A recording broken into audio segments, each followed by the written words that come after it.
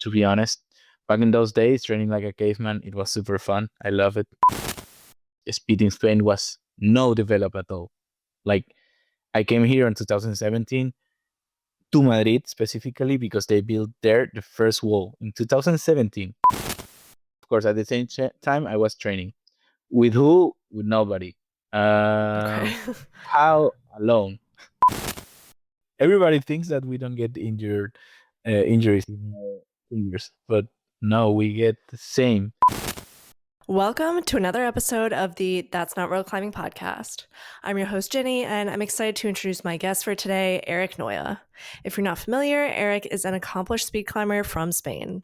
In this episode, we'll learn about how politics destroyed climbing in Venezuela, what it was like starting over with life and training in Spain, injuries in speed climbing, and we'll get his thoughts on other speed climbing formats like relays and yearly route changes. I hope you enjoy this episode with Erik.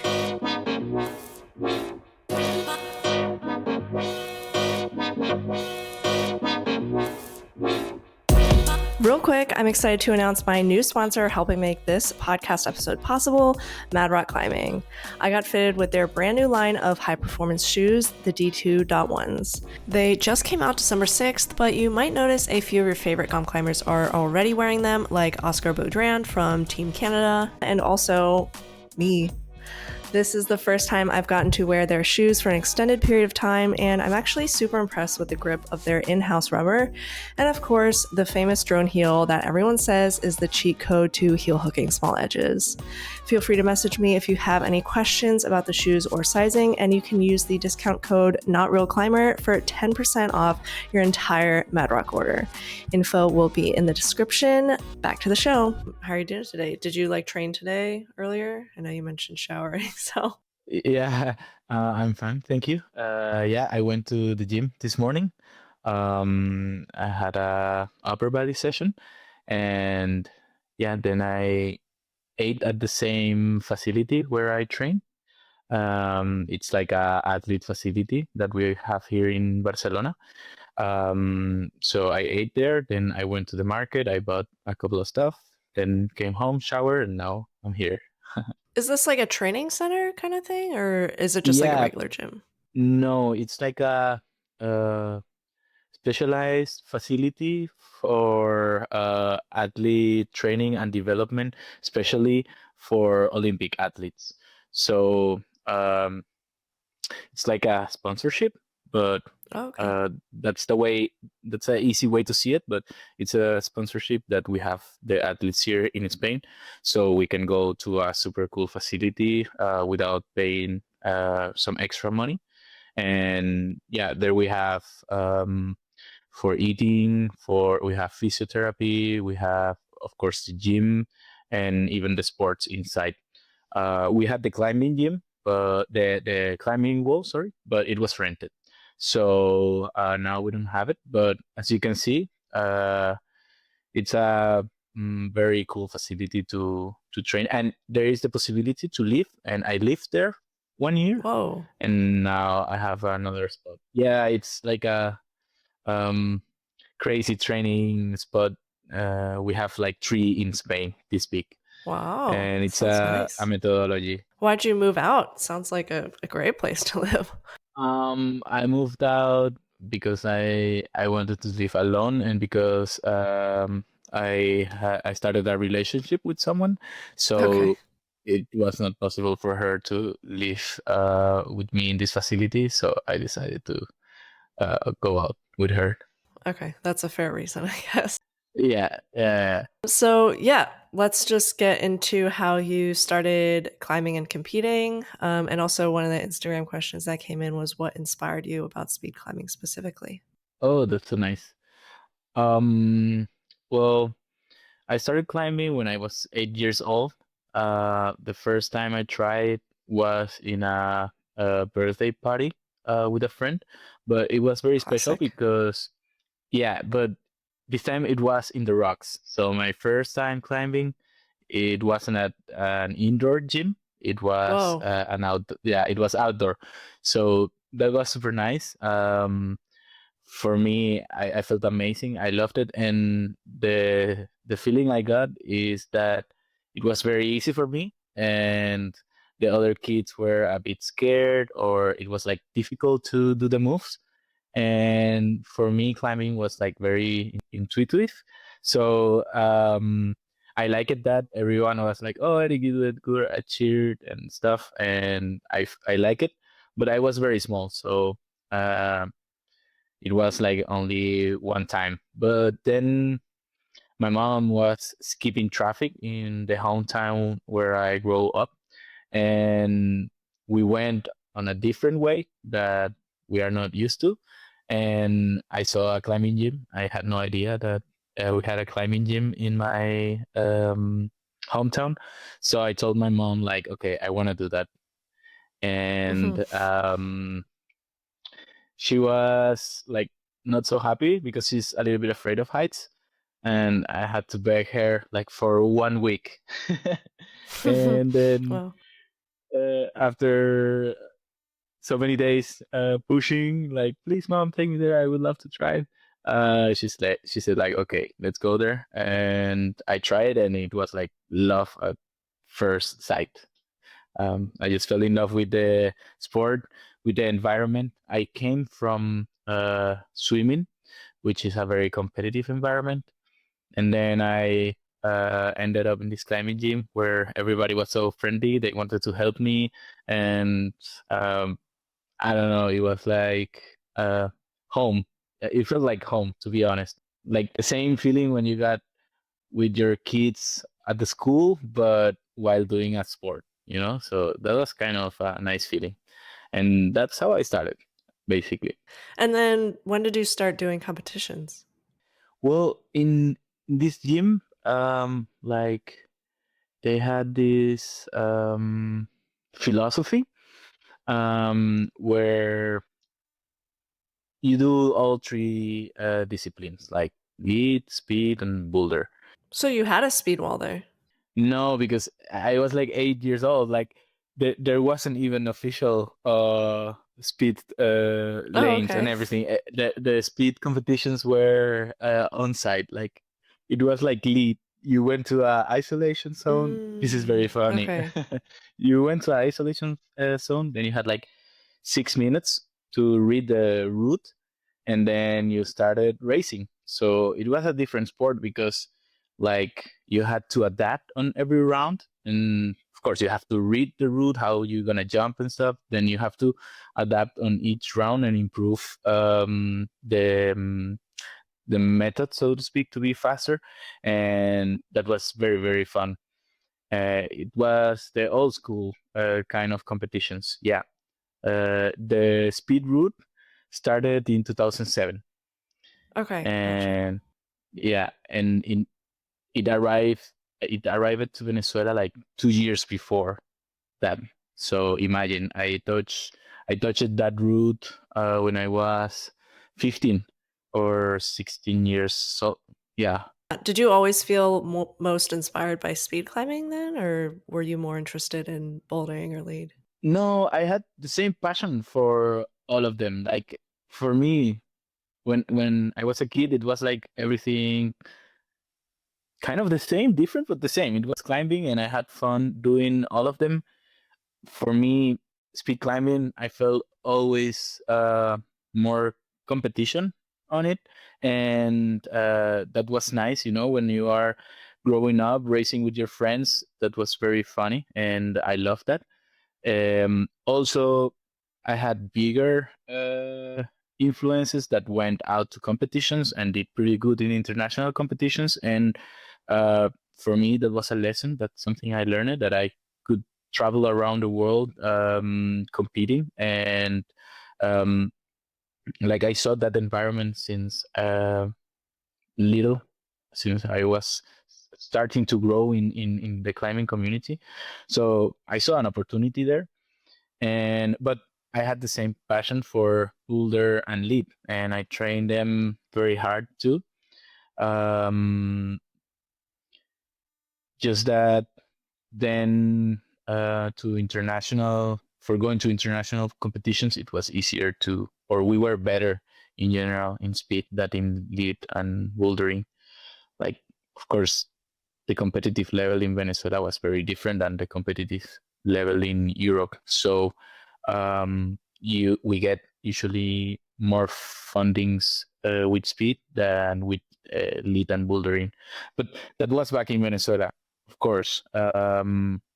Here in Spain is a different story. It's just the opposite, which is very interesting. But um, I think I'm a very particular case because, yeah, I have been in touch with all three disciplines um, since I started to do climbing, and yeah, I only stopped doing boulder and lead 5 or 6 years ago, maybe when I started to compete like super hard, something like that.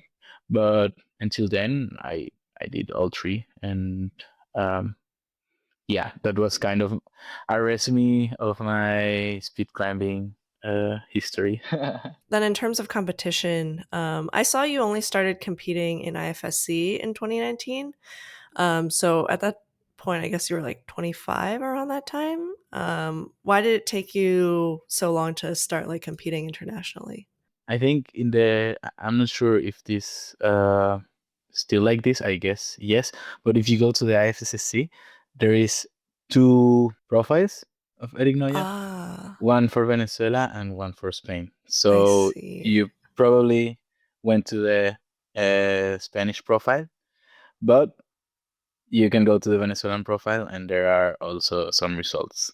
So yeah, I started competing since very young age. Like I said, in this gym, I don't know, like the philosophy was, yes, learn to climbing and have fun and everything, but it was also like for going to competition. It was very different than nowadays big climbing gyms. This was a super small spot. We call it the caves. It was a super dark place with super old holes. So it was a very different story than we know from climbing and competitions from these days.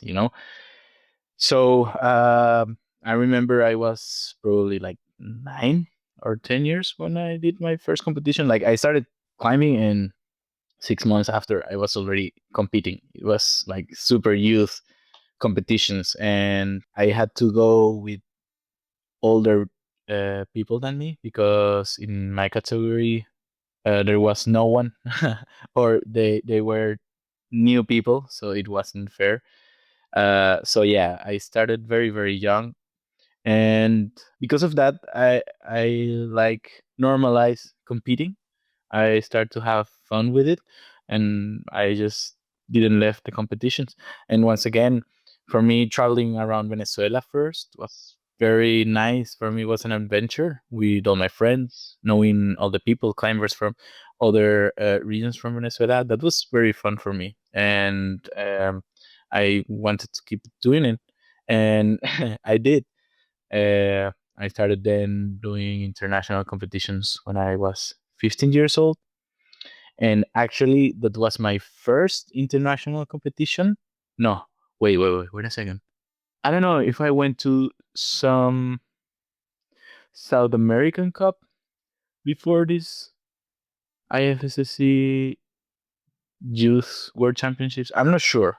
I'm not sure if I had some regional in South America before this, but like the first event or the first major event for the IFSC that I remember was the Youth World Championships in Valence, France, back in 2000. I don't know when. I was 15 years old, and that was the first time I touched it like a speed route with the official speed holds. It wasn't the official route because it was too hard still for the youths, but it was my first international competitions with the hold. And I remember that I moved before this competition 2 months to another region in Venezuela because there was the official route. So we wanted to start training it. Did you move in 2019 then? No, I moved to Spain in 2017. I moved in 2017. I did my first national competition in 2018. And actually, that was the first national competition in Spain with the official route as well. And I won that competition, and that was the first time I was Spanish champion. Oh, And congrats. yeah, yeah, 2018. Thank you. Ending 2018, and yeah, then on 2019, because of this competition, I started to go to my first international competitions with Spain. And I guess what was the purpose of the move? I think Venezuela was in a very dire situation, and like in political, economical, society terms.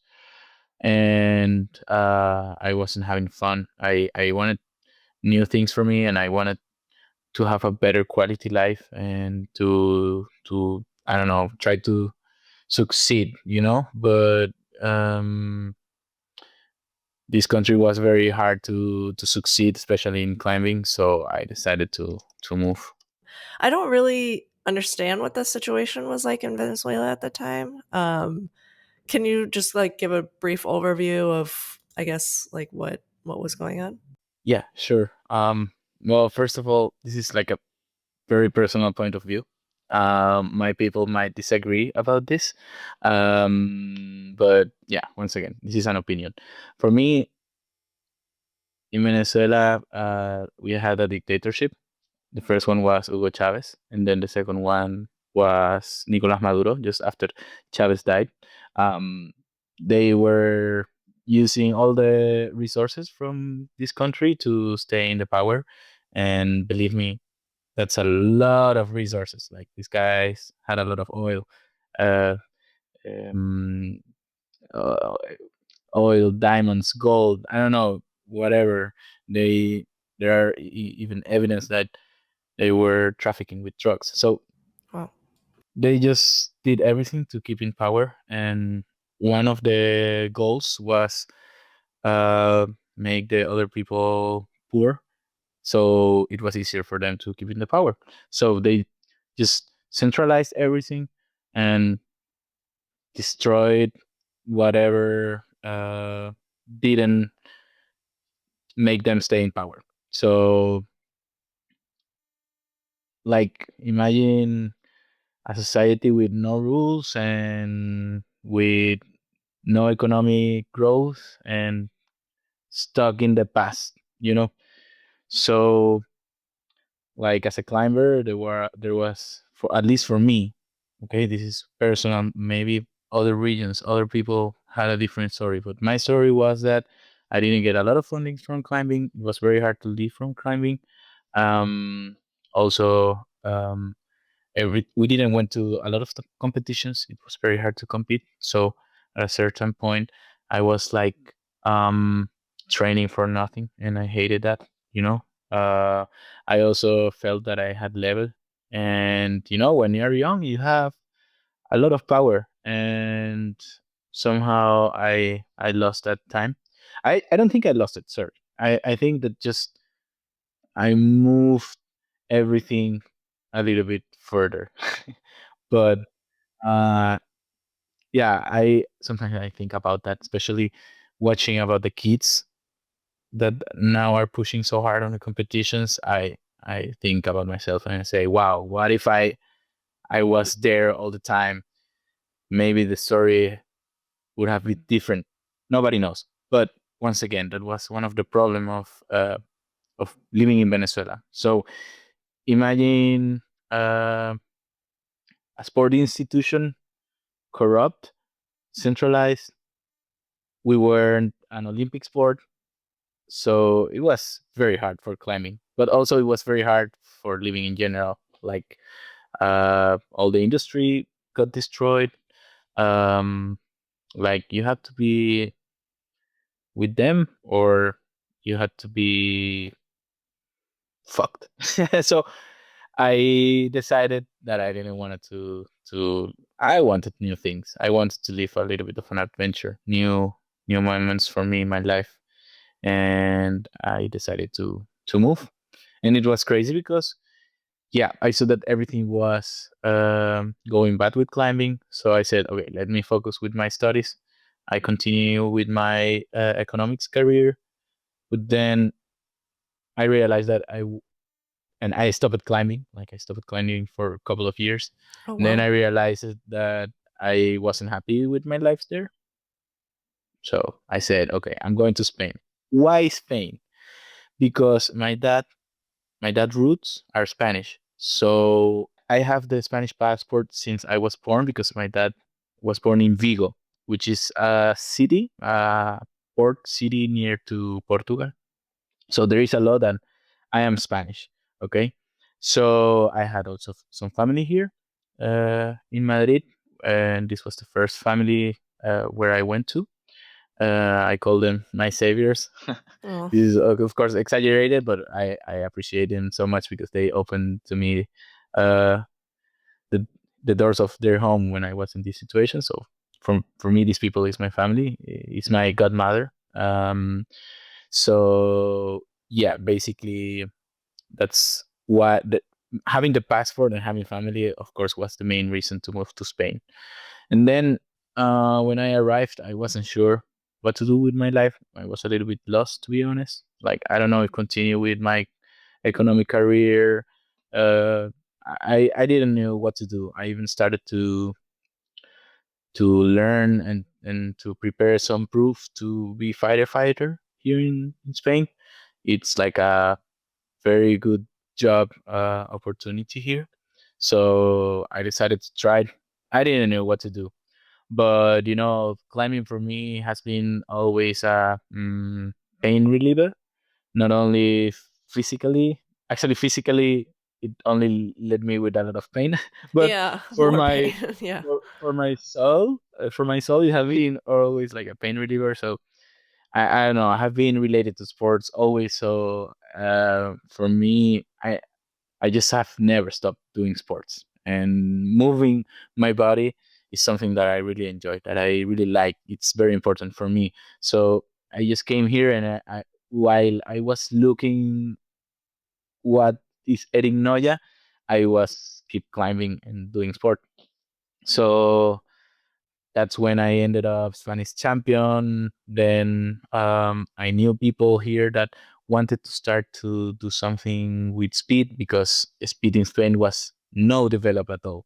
Like I came here in 2017 to Madrid specifically because they built there the first wall in 2017. Like imagine that's very very old for me. Like zero. I came from a country that did a lot of stuff for speed, and we had a decent development, and yeah, everything went to hell. But like Spain was the mecca for climbing. Having zero for speed was very impressive for me. So, anyways, I started going to into this climbing wall, the first in Spain, and some people of the Madrid Federation wanted to learn about it, of course, and then some kids were interested, and yeah, so I started to be involved with the speed climbing scene here in Spain. And then what I just told before, then 2018 Spanish champion, and then I started slowly, very very slowly, to get every time more involved into everything. And of course, the biggest change the of my life and everything was Moscow 2021 when I ended up second in the World Championships of official Olympic sport. That was like the main change of everything.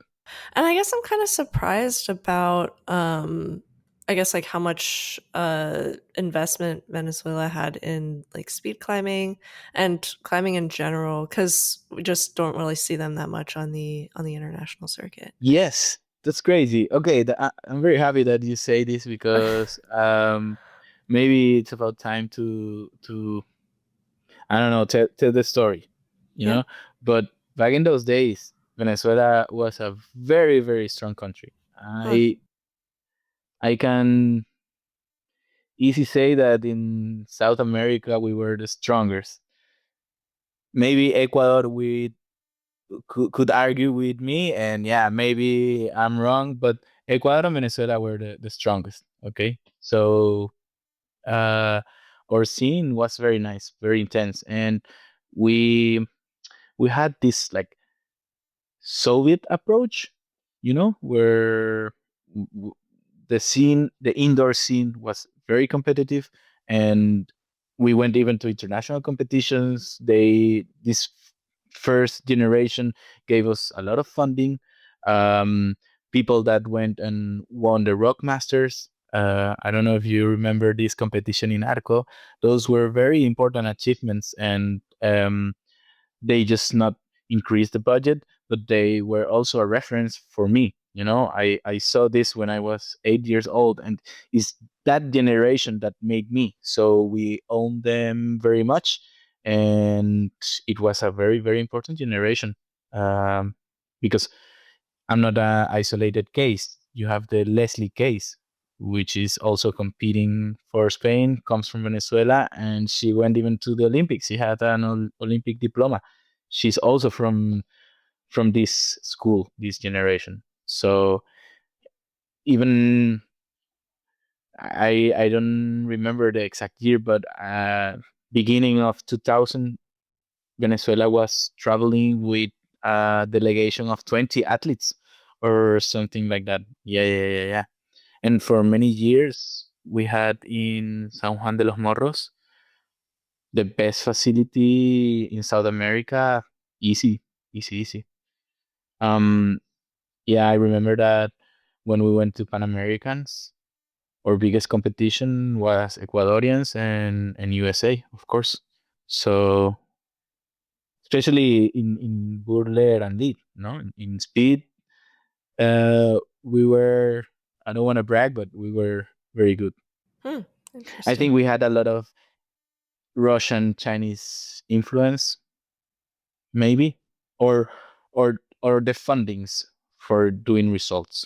And so I guess like what happened since then? You think just like the lack of funding that eventually happened? Yes, of course. Like this big political chaos just went to all the layers from the society and the economy, and like they spended all the money like crazy. So at a certain point, we were able to do some trips and some competitions, which are the ones that you see in my old profile. But then suddenly everything stopped. Like they centralized so much the power that they changed the laws of sport, so they can keep with the heads of all the federations from many federations in Venezuela. So we didn't had our own organizations, so to speak, in a certain period. Uh, and of course this period was pure darkness. No internal federation, so we had no competitions, no money, no organization at all. It was like a black hole for Venezuela. To be honest, I don't know how is the situation now 100%, but I know that they are trying to rebuild everything, and there is a team now uh working to put all the pieces again together. And we saw them for the first time last year, I think, in some World Cups, and this year they want to join also in a couple of World Cups. So I'm very happy about it. But it was like that, like we had a peak, we were nice there, and then Jeez. So it wasn't like a slow deterioration. It was just like immediately one day just went from away. my point of view, it was slow, but in a history period, it was like this quick. Of Yeah. course, because I grew up, I went to some competitions, and then okay, I saw a little bit my my friends going to competitions, whatever. But then when I was 16, 17, then they didn't take us to international competitions. And then 2000, no, sorry, 2014, no competitions. Then 2015, no national competitions. 2016, complete darkness. 2017, I said, screw this, you know? So it was like every year a little worse, worse, worse, worse, worse. And then suddenly it was nothing. It was Right. nothing anymore. Crazy because I still went to the climbing gym, of course, and I kept climbing. I kept watching my friends. Many of them started to flee, and that was a sign for me. Like, okay, if everybody's leaving, and then many friends also were doing good outside, like they had climbing jobs or different from climbing or something related with ropes and heights, but everyone was striving. So for me, that was a sign that I had to do it as well. And it was the best decision ever. I should have taken it way before, to be honest. But I oh mean, yeah, it's yeah, hard to move, so. it's very hard to move. Yeah, yeah. And I trusted also like a change in Venezuela, so I fought for it, and I was living very nice with my family, and I loved the environment there, so it was a lot of attachment, and yeah, it was hard for me to let go, but yeah, after everything happened, I think that I should have moved before, way before. Yeah. How was the move to Spain? I think that was another Instagram question that came in, just in terms of daily life and training. Yes, I arrived to my godmother house, and um, like you get una pensión. I don't know how to say that. Like when you retire, A what do you get? pension, yeah. A pension, right? Like I got a smaller pension, and it's called, the translation would be like pensión del emigrante retornado. It's like uh foreigners that come back pension. Oh, okay, I see. Yeah. So I received like a little funding. With this, I paid a gym to go to training, but like a normal lifting gym. And I made contact with the Federation of Madrid, thanks to a friend that was living in Madrid, and they wanted to know me. And we did a first session. Once again, they had no, that was the first time they were watching the speed route, you know. So suddenly, a guy from Venezuela comes and he knows about the route, and I started climbing there. They saw it and they like it, and this person from the Madrid Federation, who nowadays, funny story, is the vice president of the Spanish Federation. She wanted to teach the kids and to have a team of speed in Madrid. So she said to me like, "Okay, Eric, first join the team. Of course, we want you to compete for Madrid and give some lessons to the kid." So I got passes to the gym thanks to the Federation of Madrid, um, and I started to give classes one day of a month to the Madrid Federation, and I was using the funds that I received from the government to study for the firefighter academy. But at a certain point, this pension, of course, it's over. So that's when I start to work in a proper climbing gym. And yeah, I stopped to do the firefighter stuff. Like I did the test to get in. I didn't approve. It is very hard. It's very Okay. competitive. So I said like, okay, I don't know, later, but I need to win money. So I started to work in a climbing gym. That was like the first big step to become a 100% climbing related worker and living person. Okay. So Makes yeah, sense. I started to do some certain day classes for a gym, whatever, working with kids. I did everything what you cannot imagine, like watching holds, everything, everything, Yeah. everything. Giving food, everything, and then working also with the Spanish Federation and training. Of course, at the same time, I was training with who? With nobody. Okay. How alone? Wow. This there is a super funny story. Like nobody. Well, the little kids wanted to do speed climbing, but they had like classes once a month, or I pushed them to go for free to train with me so I could climb as well. And so they had like extra classes, but then it was another day of the week, from this whole month. But of course, I wanted to train every day, so I was pushing everyone to train. Let's go to speed, whatever. And then Okay. just a little guy showed up. He weighted like, I don't know, 18 kilograms, 20 kilograms, whatever. The story is that he was climbing, and then I needed to train so much that I accepted to climb with this little boy. So he started climbing. I was belaying him, and everything was fine. But then we switched it, and when he belayed me, we did like a flag. Like I started to go down, and he started to wait up. And Yeah. then he had to go to rappel down with the. It was like, now I'm telling the story, and it sounds dumb, but in that moment it was so crazy.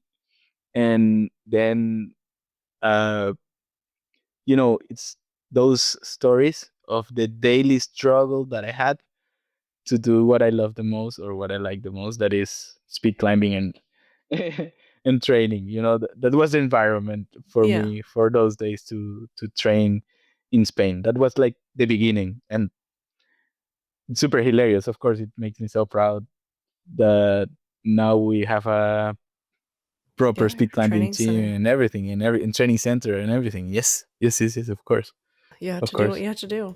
Yeah, yeah. But it was super slow started, and so small steps. That it's crazy. Yeah, I do kind of wonder like where you would be if you had like the training center from the start.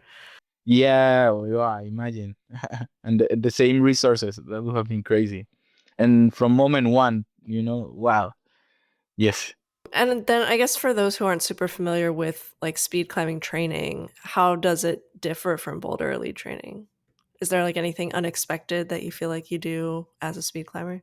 Something unexpected? No, I don't think so. Actually, the opposite. Like, it's because, and that's the difference between boulder and lead and speed, that we train on the same route now. That changed the whole history of the sport, and of course the history of the training. So that's why you don't expect anything new, because you just go to the same route every day.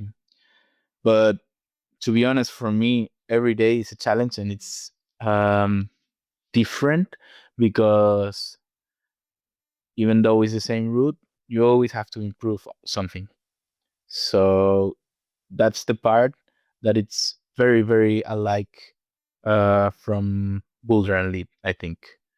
Do you prefer that, like having to make these like tiny little increments on the same route every time?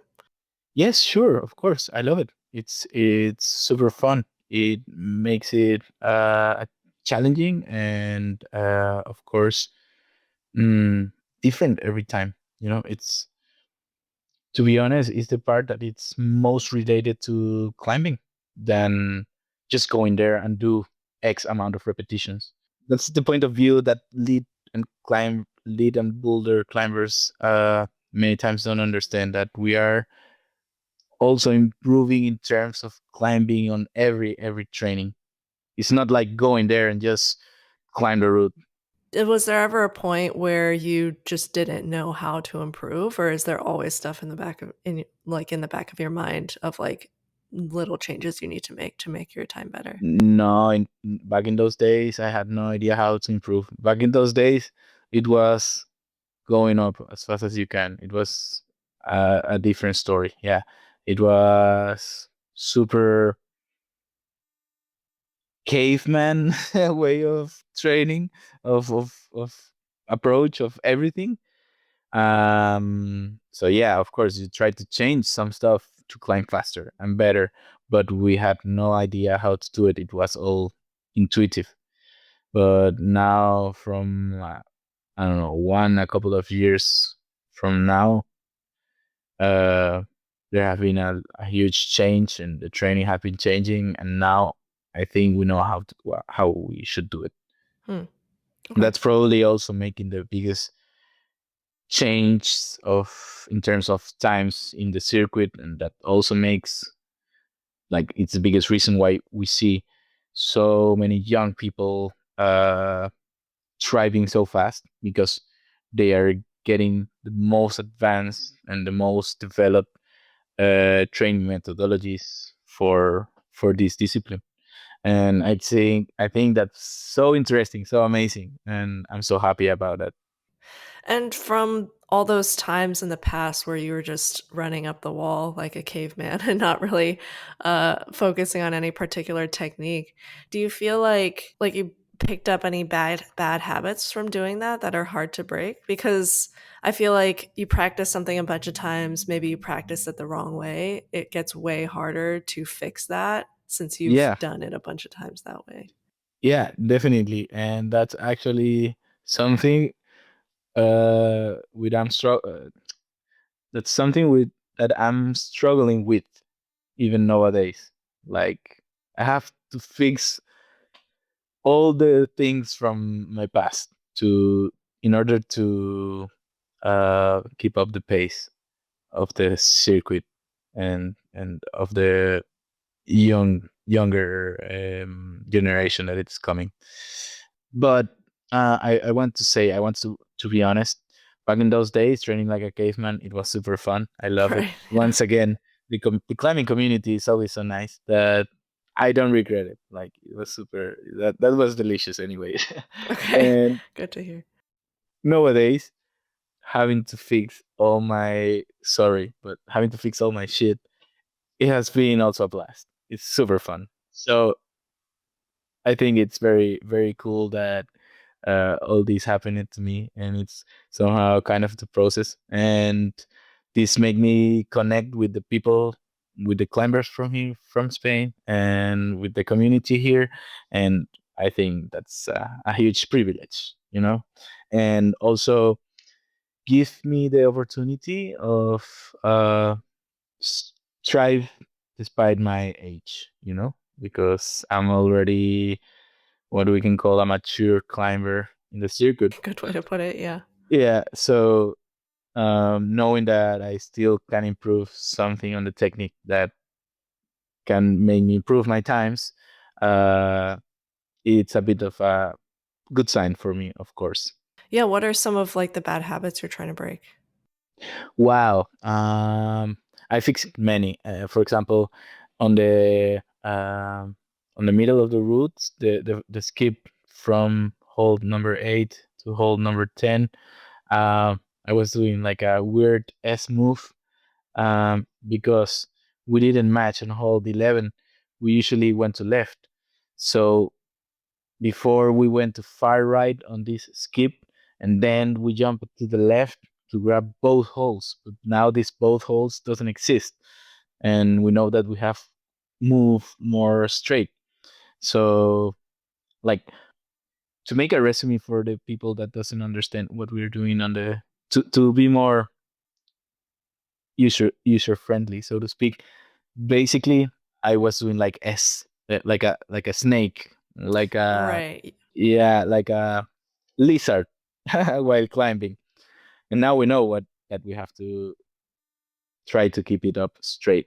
So basically, I'm changing all my movements, all my muscle memory, which is the hard part, to make a correct movement.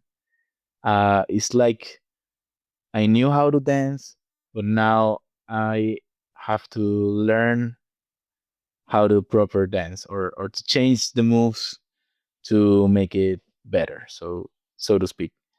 And yeah, I was a good dancer. So now you change me all the moves, and it's been weird, but it's a fun challenge once again. What's one that you're working on right now to break? Oh, the top section. Top section is my nightmare. Okay.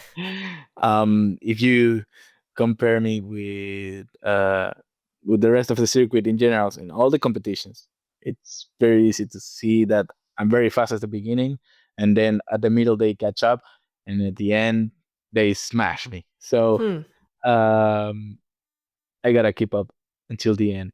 Okay. What's So the issue at the top? Is it a technique thing or you get like tired?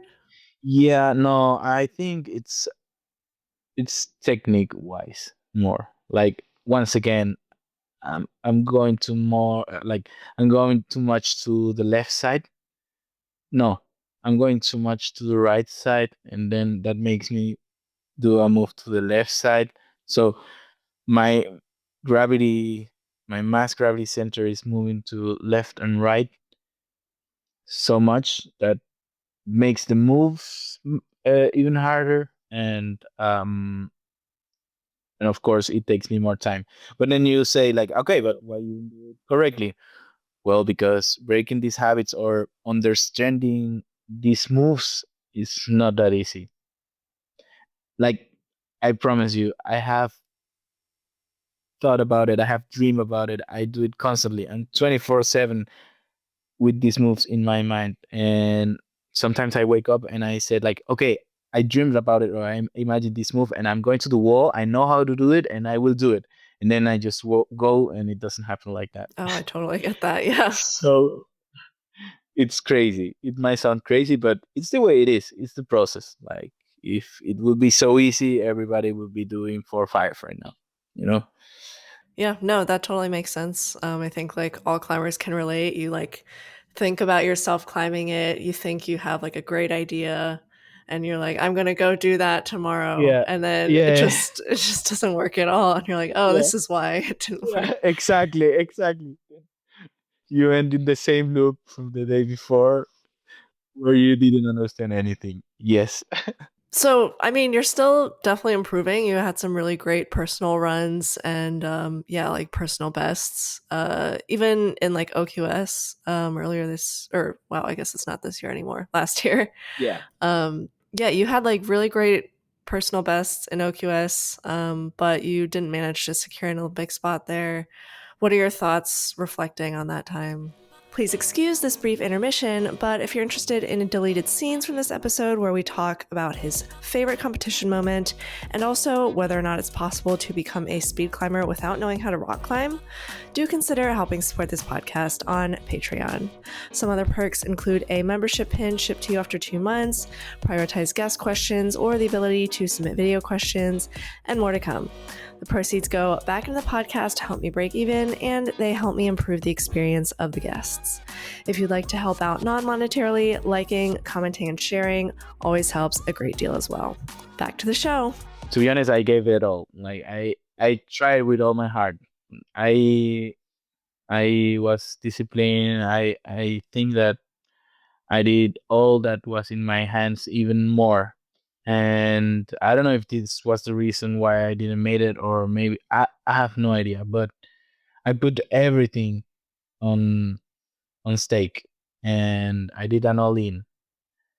So I think that was brave of my side. I think that I fought it very hard and that it wasn't easy to kick me out. Like the people who kicked me out, they had to fight it with their teeth. So, of course, I'm proud of that. And for me, it was an amazing experience. So I'm very grateful, to be honest, of everything, even of the outcome. I learned a lot of this process. So I would give it a 9 out of 10 because I didn't qualify, of course. But I leave it with a lot of passion, and I think that was the goal of it. Okay. I mean, you still Next time qualifying. yeah, hopefully. You still continued like competing like right after that. You didn't really like take any break after OQS, did you? Yeah, I only missed one competition that I really didn't want it to go. It was like the same weekend of the OQS, which was a little bit crazy. But yeah, then I started again because I think that um, life is like this. Not not much to add, to be honest. Like life is like this. You just keep going, and sometimes you win, sometimes you lose. But my family still love me. when I go to the gym, the people I care still there. Uh, the people that I like still with me. So for me, in the end, that's gonna be always very important, and I still have it. So it will be very selfish to not to think about them. You know, when something bad happens, would decline me. Is that like your motivation, you would say? Because I can only imagine it must be very hard to, I don't know, find the drive to get back into things or when you're feeling kind of burnt out or you worked for something for so long. I mean, like I knew that it was a possibility not to qualify, so uh, I thought about it before. Like, okay, what if I don't? Well, if I don't, I don't. So I think when it happened, it was a shock for me, but then I was able also to process everything kind of fast. Um, at the same moment, I have other stuff what that motivated me, changes in terms of coaches, of federation stuff, in terms of life, in terms of many things. So that made me also push. Like I was curious about what was the future bringing to me. So I try to focus more on that than other stuff. And also at the same time, I lost a huge amount of money because not qualifying to the Olympics. So I had to solve other problems Okay. rather that and keep thinking that I didn't qualify. Yeah, okay, that makes sense. Yeah, the money issue is always that's always a Yeah, big yeah, one. exactly, exactly. But also something that happened. I want to tell you this because for me nowadays, this is the highlight of the fact that I kept pushing. I didn't understand it in that moment, but then we had a competition in Madrid, the first 4 lane format event, um, and we have a new coach now in Spain. To make the story short, it was the first time the coach was meeting the athletes from Spain to present himself and whatever. And like they said to him that for them it was very impressive, and it was like a inspiration that I kept pushing, and that that I was still competing, and that I was giving the face no matter what happened. You're still there pushing and with a smile. uh, they said to him that it was very meaningful for them, and they learned a lesson, so to speak. And the coach after said this to me, and that was that meant a lot. Like being a good inspiration, or being a better saying, being a good role model for the generation of speed climbers in Spain. Wow, really filled my heart. It was a very good sensation, and it happened unexpectedly. Because I that wasn't my intention when I just kept competing. Also, I have a saying, or I noticed in my life that, uh, like I say that you relieve pain with more pain, and you might think that this is crazy, but when you have a lot of pain and soreness in the body because of training, the best thing to do to let this pain go away is go again to the gym. Oh my So gosh. yeah, so uh, I said like, okay, keep competing, vamos. Okay. I don't know if I agree Yeah. with that one personally. I don't know if I can do that. But Well, to be honest, it pays off. After a couple of months, I don't know, it was 1 or 2 months after LQS, we had, yeah, it was just right before Olympics. We had the European Championships, and I did good. I did third there, and it was very, very important competition and very important spot. So now I think it was a very smart idea to be cold blooded and keep going. Definitely.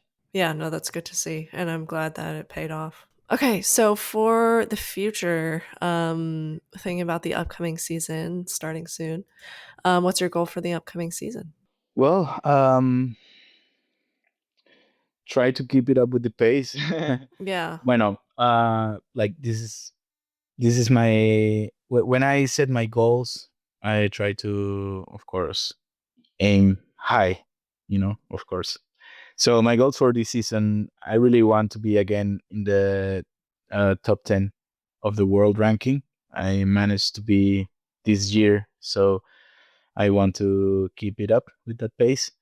Um, I would love to be top 10 also, or even better, top 8 in the World Championships in Seoul at the end of the year. And um, those are like my like my biggest goals. Also because in terms of money, they will give me the most value. Also, another personal goal for this year for me is, of course, break the 5 seconds barrier, and I want to be able to do my first four. Yeah. In competition or like also in training? No, in competition, in competition. Okay. So in training, you've done it.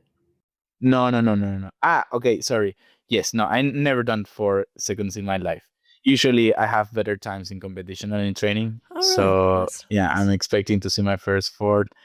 Fingers crossed on competition. Yeah, yeah. Hope to see it this year. Do you think for most people they have better competition results than training results? I guess I'm kind of surprised about that. No, no, I think it depends. I think it has to do with your age. I think there are many of factors, but um, at a certain period, I was the type of better times of training, and then everything changed, and now I'm more of the competition PB kind of type. How do you think that has to do with age? I know you mentioned age like a couple of times. You are kind of one of the older athletes, I so don't know if it has to do with age. To be honest, I think everyone is very, very particular. Everyone is very different. Just that I live it this way, and it's very interesting. Like I can relate both types of person somehow because it happened to me, both ways. But I don't know. We can let that uh the science maybe make some test and decide. And speaking of age, in terms of being one of the older climbers, do you feel like speed climbing allows for more longevity as an athlete? Because I mean, I guess it's kind of less injury prone than, say, maybe like bouldering. No, I think it's very hard to tell. Speed climbing is also very, yeah, not harmful, but yeah, it's very intense. I had two broken pulleys, Oh, wow, really? three partial broken pulleys. So we have in the end the same injuries that people from Boulder and Lead as well. So I'm not sure if there's a difference between disciplines, and also I'm not sure if I'm better because of the age, or I don't know. I don't know if the age is something that reliable stuff. Maybe because of I have thought about this a lot. Okay, to be honest, and everyone travels very different. I think that because I didn't had many opportunities when I was very very young, I'm trying to push as long as I can now that I'm an older athlete. So maybe there is other people that burn the attach. We say that in Spanish. I don't know if you say something similar in English. Like you burn your period differently, so then on the future you want something else. Maybe somebody that already compete a lot with, I don't know, 25.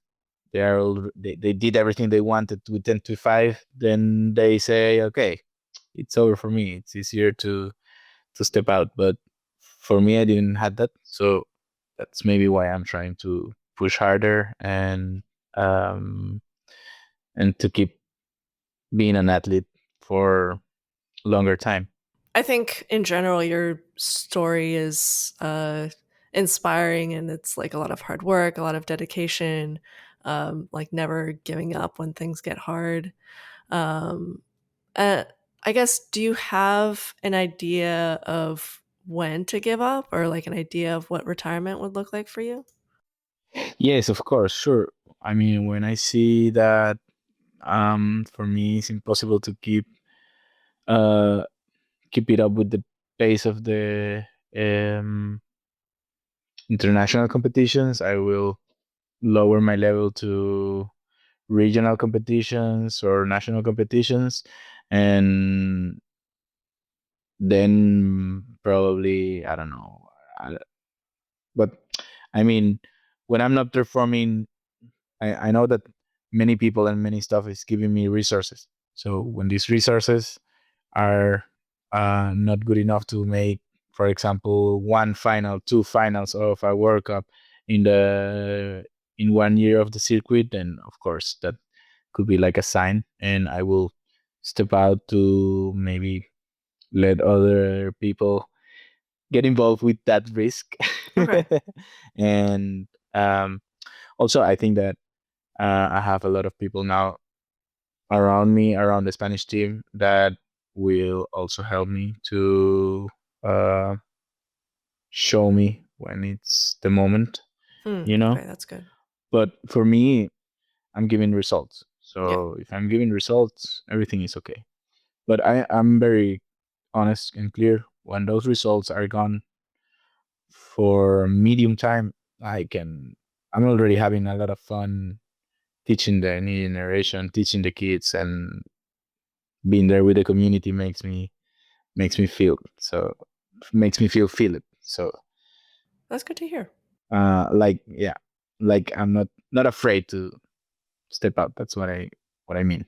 Yeah, that's good to hear. Yeah, I'm always kind of worried when I hear people, I don't know. It's like it's really good to have dedication, but then I'm always worried like for these people who are super dedicated, how they'll feel once I don't know, once it starts to go away. But it's good that you seem to have a very clear like head about what the future might look like.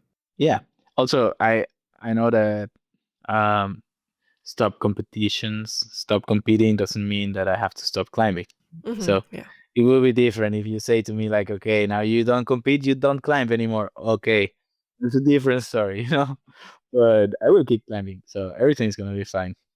And back to the injuries you said you mentioned. I didn't know that people got pulley injuries from speed climbing. Oh yes, this is a lot, a lot. You may ask their whole circuit, and everybody's having pulley issues as Really? well. Okay. Yeah, yeah, and it's interesting because lead and Boulder, no, it happened also a lot to us, and uh, in Boulder and lead there is a lot of there is a little people making studies. Imagine for speed, everybody thinks that we don't get injuries in our fingers, but no, we get the same. Um, I think even if it's a jog, okay, the whole is a jog, right? But when you go so fast, you don't grab a jog. You just put your finger and put as much pressure as you can, and that makes you make like a cream. We are not Oh. grabbing the hold, holding it, and then pushing. No, no, no. It's just with the tip of the fingers, takata, and trying to go up. So I think we still put a lot of pressure in our tendons, and of course, then in our pulley, and then yeah, we have all those tendinopathies. Uh, Same like in boulder and leap. Wow. Okay. I had no idea. That's actually really interesting. So also, for example, in many moves, uh, you have to like hold tight a flag, for example. And when you're doing this, you're applying a lot of strength on your fingers. And actually, that was one of the case why I broke one of the pulleys. So now that I have a voice, first, all the people should know that we have the same injuries than Yeah. lead and boulder, and that it will be also very interesting to study this because what I noticed also with my injuries is that the protocol for lead and boulder is very different than the protocol for speed. So Mm. to go back to the wall, Yeah, what do you have to do differently? for example, I think that because of the way we behave and we move, I should have rested longer. You know, when you are a lead or boulder climber, you can say like, okay, just do super easy moves on jogs, um, as a way to heal, like for therapy. But in speed climbing, like our moves are already set, you know, Hmm. like there is something on your brain that because you know the movement or what everything, like I was always pushing too much, Yeah, you know, that makes sense. always pushing too much. So definitely the protocol has to be different. She said to me like, okay, go to the speed wall and just climb like in lead, super easy. And I promise you, I wasn't even running, Yeah. but it's different. Also, the person that was treating me, she was a climber. And she was Hmm. a specialist. It's the best person in Spain, but she have never done speed, and she Hmm. hasn't been on the speed wall for 1 week to see what we're doing. Hmm. So we're working on intuition here, Hmm. Yeah. and it will be nice to have more scientific um, tools, resources, or whatever, or Hmm. knowledge. Did you ever just do like bouldering or lead to try to fix your injuries? Did that Yeah, help? I did. Yeah, I did a little bit of climbing. Yeah, Cool. Yeah, that's super interesting. I had no idea about like speed injuries. I thought it was pretty safe, but I guess that's just as someone who's like, I've only touched the speed wall a couple of times. Once with Albert when I visited in Salt yeah, Lake, and I did it in like 40 seconds, so it was all yeah. jogs. But yeah, Yeah. that's good to know, huh? Well, there is a big example. It's Piper Kelly Yeah. from Team USA. She competed at the Olympics with a broken pulley. Oh, I didn't know that. Okay. That's crazy. That's crazy. No, that's not good. Everything like I can't imagine. But it's once again, it's like a very clear example that in speed we have this issue. Wow. Very, very hard. Okay, that's good to know. Okay, so outside of, I guess, climbing and speed climbing, I'm just thinking back to like retirement as well. Anything that you like doing outside of climbing or speed climbing competitions? I don't know. I'm not sure. I really enjoy the adventure. I really enjoy living. So I don't have something specifically in my mind, like another sport or something. I did a lot of kite surfing. Um, like in Venezuela, maybe I start to do kite surfing again. But to be honest, I have like no path in my mind. And for my future retirement, to be honest, I'm thinking now, this day, today, something related with speed climbing. So, Okay. so yeah, I don't know. I'm not sure if it's going to be as a coach working on the federation. I just finished my sport management master degree. So Congrats. it could be anything related with sport events, sport facilities. It doesn't have to be with climbing, but it's hard to think about something else. Right. Fair. Um, Also, I'm working on a small personal project with which I'm very happy. I'm creating like a climbing clothes and accessory brand. Oh, Uh, okay, cool. yeah, so I'm really getting into like making the designs, creating the web, creating some hoodies, some t-shirts, some stickers, some stuff related to climbing, and also I'm doing stuff related with speed climbing for boulder lead and rock climbing. there is a lot of stuff on the market, but for speed climbing, there's nothing. So there will still be stuff from Boulder Elite and Rocks, of course, of everything. I don't want to close it just to one niche. But the highlight is that I'm going to include stuff for speed. So I'm currently having a lot of fun. Like I said, thinking about the designs. Oh, this is cool. This is gonna work. No, this is not gonna work. And I received some material. Oh, I don't like this. I want to change this. Oh, now this is broken. I have to. So it has been a fun project, to be honest. Okay, really exciting. I can't wait to see it. Is it gonna Yeah, like come yeah, out soon or? yeah. It's gonna come out soon. I hope that maybe I don't know when is this podcast gonna be out live? I think early May actually. End of yes, sure. That's cool. Okay, perfect. I thought it was soon. Yes, it is. Perfect. By then, please, everyone, go and visit climbgurus.com. It's super nice apparel and climbing shop. And for sure, by that time, it's going to be ready. I hope actually in the next couple of weeks, uh, start doing the marketing campaign and everything. Wow, exciting. Okay, I will leave a link in the description so people can take a look. That'll be awesome. Let's see what happens. Let's see what happens. That's cool. How did you get the idea for this? To be honest, first, I wanted. They sell some stuff from speed climbing on the competition, and it's very bad. And there Okay. is nothing for climbing. And also, like I said, I lost a lot of money not qualifying to the OQS. So now I'm working in plan B, C, D, one, two, three, eight. Like uh, everything. I'm trying to keep it up. So this was one of the ideas, and I like to do some drawings, design. And now with the Mid Journey, it's crazy the stuff you can do with the AI. So I was having fun, and then everything started to come up together. I have a friend who is a graffiti writer, a graffiti painter, and he told I was talking to him what I was doing. I really love the stuff he do.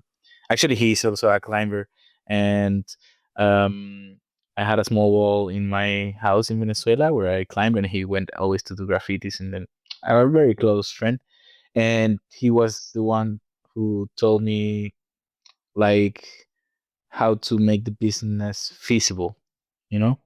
Like, oh, bro, yeah, like I said, like, yeah, I'm doing this, I'm doing that, but I have also this money issue. And he's like, okay, you can do this. So, um, I really want to do quality stuff, nice stuff, stuff that the people like. Like I said, there's nothing for speed, and I think there is a niche of nice people that may need good apparel, but uh, also I'm trying to create a business of this and to create some income to keep speed climbing, because that's also nice that I feel it's like the community helping the community, you know, because with that money I'm gonna keep doing speed climbing, of course. Awesome. I can't wait to see it. It's worldwide shipping, so it can go everywhere. Everybody in the globe can buy and get the link and everything. Cool. Okay. I guess those were all the questions I had. We had a couple of Discord and Instagram questions come Okay. through that we'll go into. First one, I think you kind of were hinting at this a little bit earlier. This is also maybe a little bit, I don't know, might be a little controversial, I guess. What's your opinion on the latest changes in FEDME? I guess that's the name of the federation, FEDME, the Spain Federation. Wow, that's very controversial. Yeah. Okay, yeah. So, what's your opinion on the latest changes there, particularly the firing of David Macia from the Olympic selection for 2028?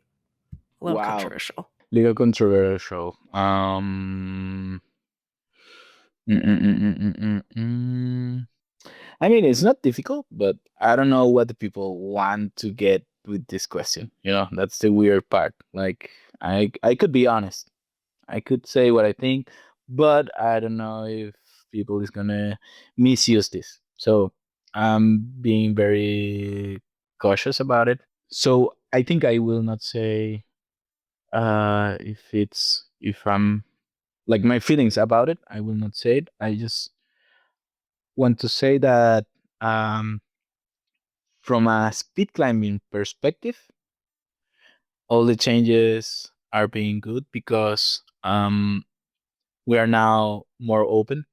I was like, it was part of the job. I was like in this facility, super focused for the Olympic qualifiers, for the Olympics and everything. So we closed ourselves a lot, and now I feel that I'm open and that I'm working again with the little kids. That I'm open with the uh, teams from other regions in Spain. That I'm developing speed. Like I'm adding my grain of sand in this uh, national community, and that now makes me happy. But this was going to happen either with David or without him. So, to be honest, for me, like for me, it was a little bit of the same if he stayed or no. Like this is a little bit selfish. No, no, no. I don't want to say it was the same. No, I don't want to comment about speed, about Boulder and Lead, but speed climbing now is perfect. So that's what I want to say about our latest change here in the federation. I think we're working good. We're working together. We are working with an specialist, Mateo Miroslav, which is the um, um, gold medalist for the women's and world record holder as well with Ola Miroslav. So he's a super crazy good coach, super nice guy, and I am really having a lot of fun training with him. I don't know too much of what happened. Is it like a really long story? We No, don't have to get it. I no Okay. no no. It's not. I mean, there after every Olympic cycle, there it's like classic. Just that people want to make a novella about everything. You know how it is. There was every Olympic cycle. There is sports elections, like federation elections. They gotta held new elections. So the federation was changed. There was a new plancha, like a new guy trying to come. He won. He kicked the other people out, and this new federation decided that David wasn't going to be the seleccionador, which is the person that chooses who goes to each competition. So I think that one of the mistakes is that people are thinking, "Oh, David is not going to train anymore." No, no, no, no, no. He's still a trainer, and I think Mm. that he's a very good trainer. He still trains Alberto and many other athletes, and for that he's doing like you can see his results. He's doing a perfect job, but that has nothing to do with the job of choosing the people that goes to this competition or that competition. Okay, gotcha. David has now less power to choose who goes to this competition or that competition. Well, yes, but maybe we can give the chance to another person.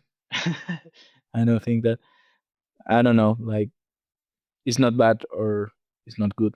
And that was the whole story. But what happened that this doesn't apply to us because David, before even he was changed or kicked out or whatever you want to call it, he already incorporated Mateus to the team. So speed climbing was already separated, splitted before everything happened. So that's why it's meaningless a little bit to us. We have nothing to do with that anymore. Okay, good to know that it's not like a really too controversial at least. No, no, no, no, no, no, no. I'm just cautious because you know that Yeah. people loves to speak a lot. Rumors. Yeah, they yeah. yeah, yeah, they're bored at home or Eric said this.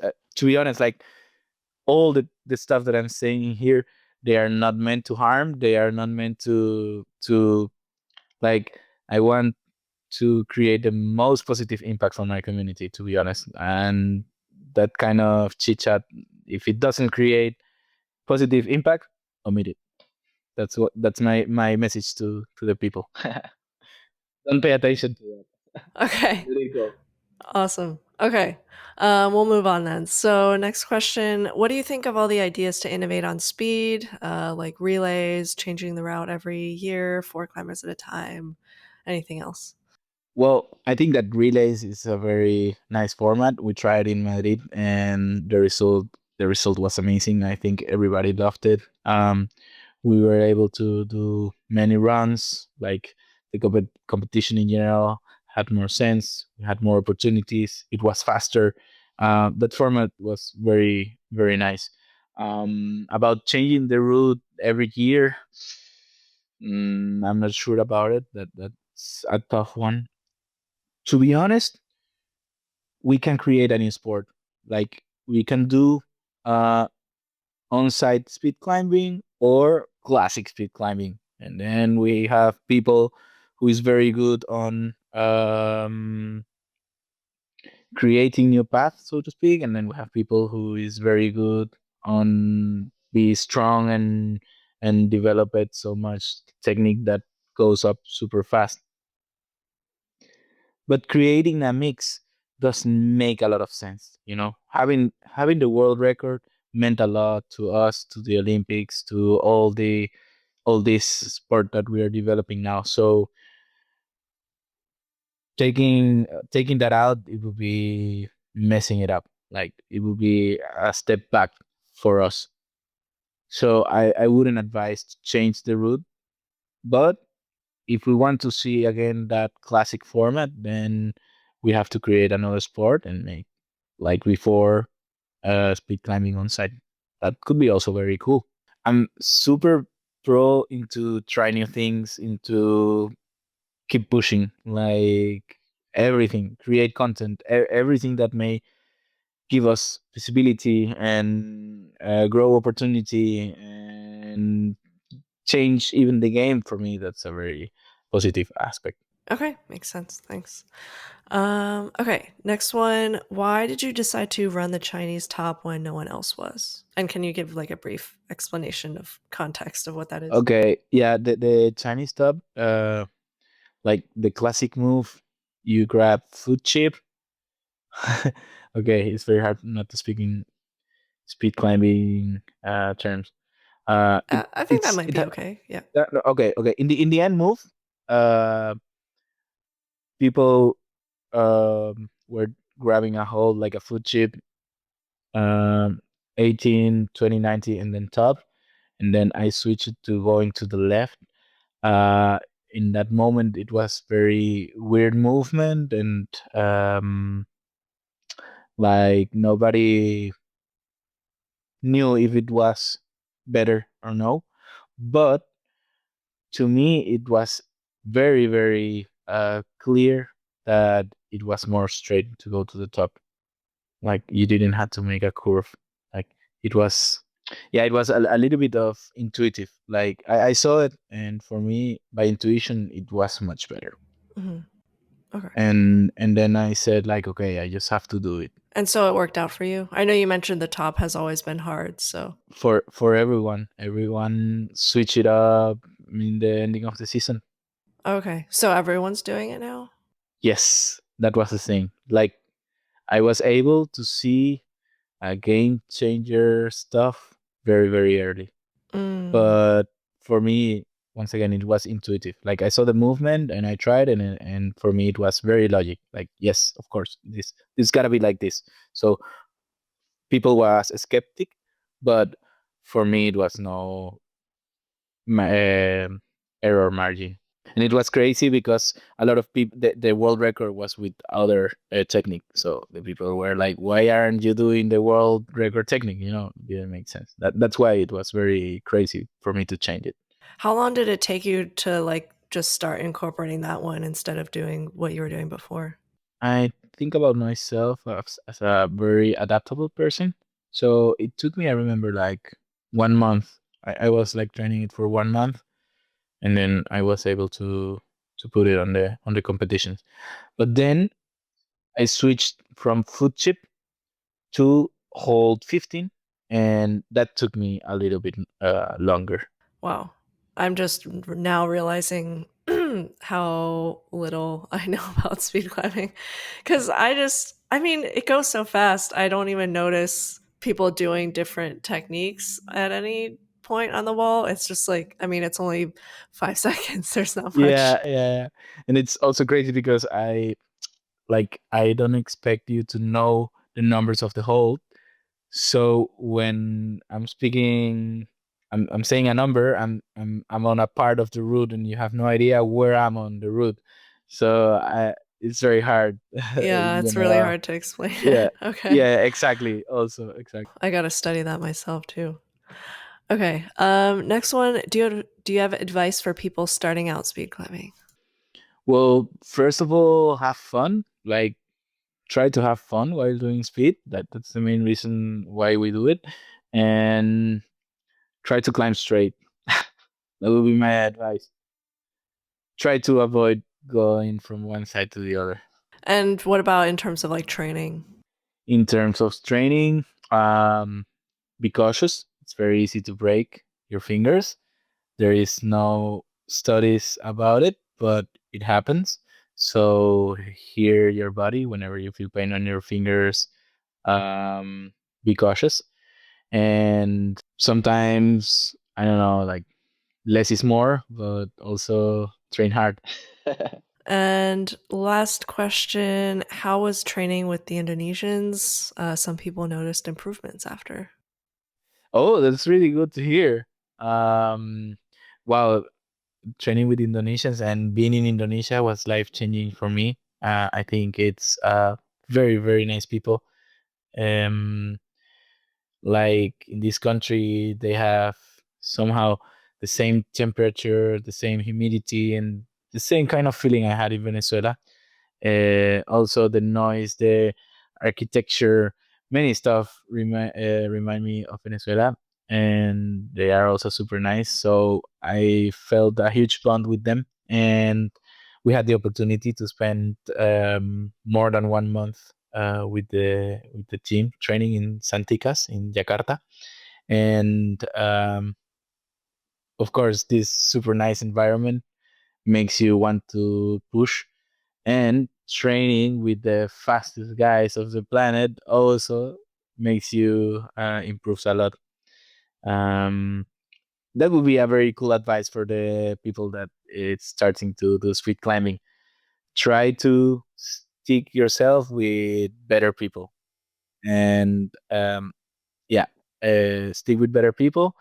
That's a very good advice, and of course, that's why it was very not easy, but it was um, you were able to look that I improved after 1 month. Imagine 1 month's training with Vedrik, it was Yeah. like the same. I went to Salt Lake City last year and training them with all the beasts that you have there in Salt Lake City made me push so hard that I hope that you also will see my improvement on the season. But I think I will highlight those two stuff in Indonesia: the people and the level. Did you ever feel like intimidated training there? Not intimidated, but of course I knew that I had a lot of work to do. Okay. Yeah. Always good to learn I from. Yeah. Yeah, like I felt that I was a couple of years behind them, but that's okay. That uh, like I said, it made me push, and it made me admire them a lot, and that's very nice. Okay. That was the last question. Well, there were a couple of other people just talking about how great you were in the Instagram question answer box. Pedro said Eric's a great guy, always helping others. Oh, that's so And cool, Pedro. one That's a person, love, I don't know Pedro. if you know this person, Lily Climber. Leslie. Yeah, probably Oh, okay. Leslie. Leslie. Yeah. She just asked, how can you be so handsome? um, I'm gonna ask her because I follow all your beauty advices, Leslie. Thank you. Okay. Yeah, I just figured that they would want to get the shout out there. Yeah. Okay, awesome. So that's all the questions I had. Thanks for joining me today. Any last minute words of wisdom you want to get out there? No, just wanted to say thank you for the opportunity for giving me voice. It was very fun. I had a blast. I hope that once again, uh, the people enjoy this podcast and that I'm open to anyone who wants to keep chatting with me on my Instagram. Just send me a DM or whatever. And of course, thank you all the audience for taking their time and listen to us having a fun conversation. I will link all of that in the description. All right, thank Perfect. you. It was amazing to talk to you. Perfect, Jeannie. I have a great time once again, and thank you very much. Thank you so much for making it to the end of the podcast. Don't forget to like and subscribe if you enjoyed. Otherwise, you are a super fake climber. If you're listening on a podcasting platform, I'd appreciate if you rate it 5 stars, and you can continue the discussion on the free competition climbing Discord linked in the description. Thanks again for listening.